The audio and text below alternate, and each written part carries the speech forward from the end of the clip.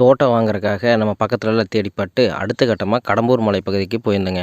ஈரோடு மாவட்டம் கொடிவேரியிலிருந்து வடக்க ஒரு 20-30 கிலோமீட்டர் மேலே ஏறணும் அப்படின்னா கடம்பூர் மலை கிராமம் இருக்கும். அதிலிருந்து பின்னாடி சுற்றி வரும் காடுகள் மலைகள் சூழப்பட்டது.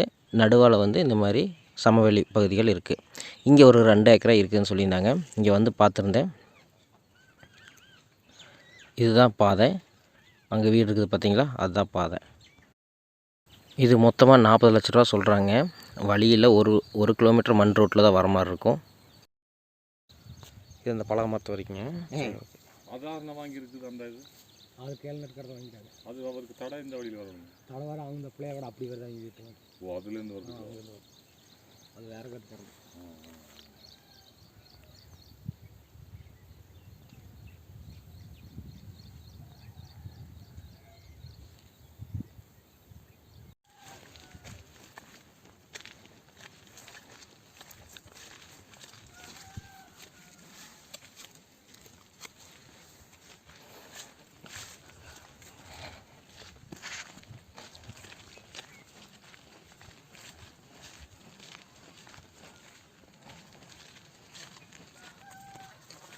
பாறை ஒரு இடத்துல இருக்குதுங்கண்ணா. இது ஒரு கல். என்ன கருமன் வந்ததா? இந்த கராயம் இது வரைக்கும் சொன்னாருங்கண்ணா புளி.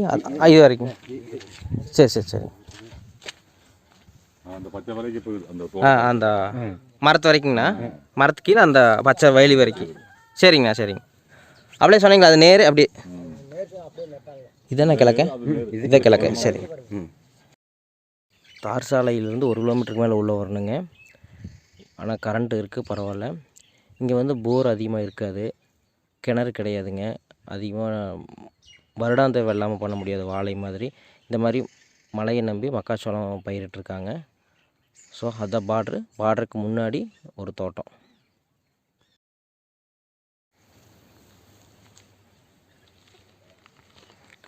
ஒரு கிலோமீட்டர் வர மாதிரி இருக்குங்களா? ஒன்று வரும். அந்த புரியுதில் போகணும். ஒரு 10 வருடங்களுக்கு முன்னே இந்த மாதிரி பார்டர் லேண்டெல்லாம் பார்த்திங்கன்னா ஒரு 3 லட்சம் 5 லட்சத்துக்கு கிடச்சிட்டு இருந்ததுங்க. இப்போ ராக்கெட் வேகத்தில் மேலே போயிடுச்சு. இது 40 லட்ச ரூபாய்க்கு கொஞ்சம் யோசிக்கணும்.